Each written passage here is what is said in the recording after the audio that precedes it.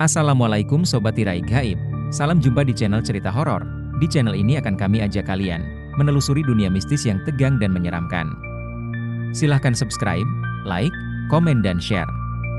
Serta nyalakan tombol loncengnya supaya kalian tidak ketinggalan cerita terbaru dari channel kami. Yang sudah subscribe semoga masuk surga. Malam itu hujan deras mengguyur desa Kalibiru, menyisakan kabut tebal yang menutupi jalan setapak menuju rumah tua di pinggir desa. Rumah itu milik almarhum Pak Wiryo, seorang dukun terkenal yang meninggal secara misterius beberapa bulan lalu. Konon, sebelum kematiannya, Pak Wiryo menyimpan benda-benda aneh yang dikatakan memiliki kekuatan gaib, termasuk sebuah kotak hitam kecil yang tak pernah dibuka siapapun. Warga desa percaya, kematian mendadak Pak Wiryo berkaitan dengan kotak itu. Cerita tentang kotak hitam kembali menyeruak ketika Lina, seorang gadis muda yang tinggal dekat rumah tua itu, ditemukan pingsan di pekarangan dengan wajah pucat pasi. Ketika sadar, Lina hanya bisa berkata lirih, kota itu ada di sana." Tak ada yang berani menanyakan lebih jauh, kecuali Jatmiko, seorang pria muda yang baru saja kembali ke desa setelah lama merantau di kota. Jatmiko, yang tak percaya dengan cerita mistis, menganggap hal itu hanya omong kosong belaka. Ia memutuskan untuk menyelidiki rumah tua Pak Wiryo, ditemani dua sahabatnya, Harun dan Sinta. Mereka bertiga dikenal sebagai orang-orang yang pemberani dan skeptis terhadap hal-hal gaib. Namun, keberanian mereka akan segera diuji. Malam itu, Jatmiko, Harun, dan Sinta berdiri di depan gerbang rumah tua Pak Wiryo. Gerbang kayu yang sudah lapuk itu tertutup rapat, namun tidak terkunci. Angin malam berhembus dingin, membawa bau tanah basah dan aroma busuk yang samar-samar tercium. Cahaya bulan yang redup menambah kesan suram rumah tua tersebut. "Kita masuk sekarang?" tanya Harun, suaranya terdengar ragu. Jatmiko mengangguk. Tidak ada gunanya menunggu. Kalau benar ada sesuatu di sini, kita harus mengetahuinya. Jatmiko mendorong pintu gerbang, yang mengeluarkan bunyi berderi tajam seperti jeritan seseorang. Di halaman rumah, rumput liar tumbuh tinggi, hampir menutupi jalan setapak menuju pintu utama. Pohon mangga besar di sudut halaman tampak seperti siluet raksasa yang mengintai mereka. Ketiganya berjalan perlahan menuju pintu, membawa senter dan sebuah linggis untuk berjaga-jaga. Ketika mereka mencapai pintu rumah, Sinta berhenti sejenak. "Kalian dengar itu?" bisiknya sambil menoleh ke belakang. "Dengar apa?" balas Jatmiko.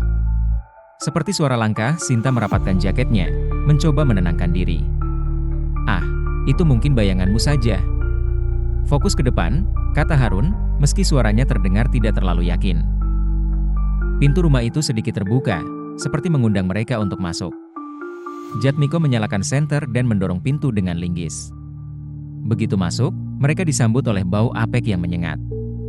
Ruangan itu gelap gulita, hanya diterangi oleh cahaya senter mereka. Perabotan di ruang tamu tampak usang, penuh debu dan sarang laba-laba. Di sudut ruangan, ada sebuah rak kayu yang penuh dengan botol-botol kaca berisi cairan aneh. Di dinding, tergantung beberapa topeng kayu berukir wajah menyeramkan. "Jadi, di mana kotak itu?" tanya Harun sambil menyorotkan senternya ke seluruh ruangan. "Menurut cerita, kotaknya ada di kamar belakang," jawab Jatmiko. Mereka melangkah lebih jauh ke dalam rumah, melewati lorong sempit yang dindingnya penuh dengan coretan-coretan tak jelas. Lorong itu terasa semakin dingin, dan suara-suara aneh mulai terdengar, seperti bisikan yang tak bisa dipahami. Akhirnya, mereka sampai di sebuah kamar dengan pintu kayu yang sudah lapuk. Jatmiko membuka pintu itu perlahan, dan senter mereka menyorot ke dalam. Kamar itu kosong, hanya ada sebuah meja kecil di tengah ruangan. Di atas meja, sebuah kotak hitam tampak tergeletak, dikelilingi oleh lingkaran garam yang sudah mengeras. "Itu dia," bisik Sinta, suaranya nyaris tak terdengar. Jatmiko melangkah mendekat, tapi Harun menahannya. "Kau yakin mau mendekatinya? Kita tidak tahu apa yang ada di dalamnya," ucap Harun dengan suara bergetar. "Justru itu yang ingin kita ketahui," balas Jatmiko. Ia mengambil langkah hati-hati mendekati meja, sementara Sinta dan Harun tetap berdiri di dekat pintu. Begitu Jatmiko menyentuh kotak itu, suhu di ruangan tiba-tiba turun drastis. Nafas mereka berubah menjadi uap, dan lampu senter mereka mulai berkedip-kedip. Dari sudut ruangan, terdengar suara gemerisik, seperti sesuatu yang bergerak mendekat.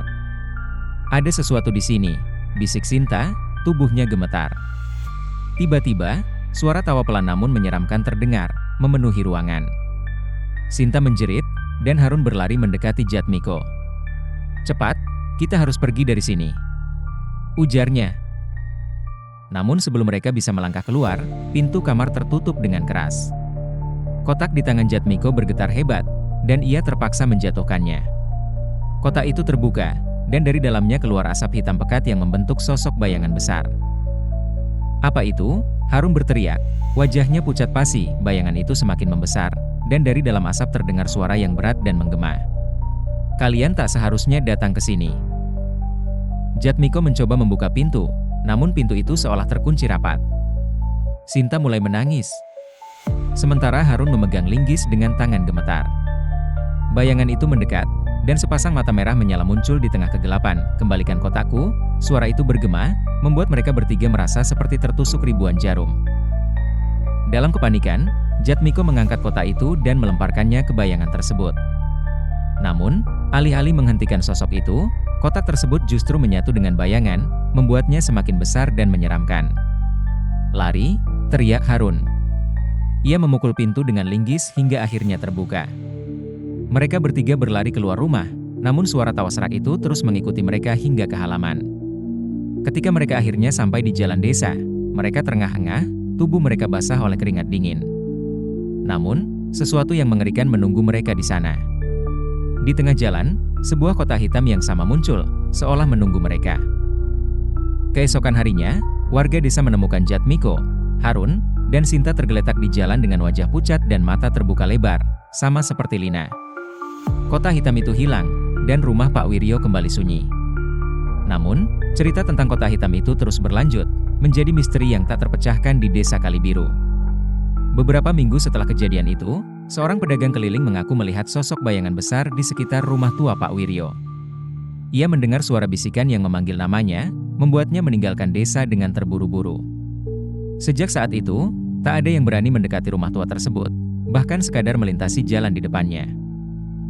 Namun, setiap kali malam tiba, angin yang bertiup membawa aroma aneh, dan beberapa warga mengaku mendengar suara tawa pelan dari arah rumah itu. Kotak hitam, meski tak lagi terlihat, tetap menjadi simbol teror yang terus menghantui desa Kalibiru. Terima kasih Sobat Tirak Gaib, jangan lupa subscribe, like, komen dan share. Yang sudah subscribe semoga masuk surga.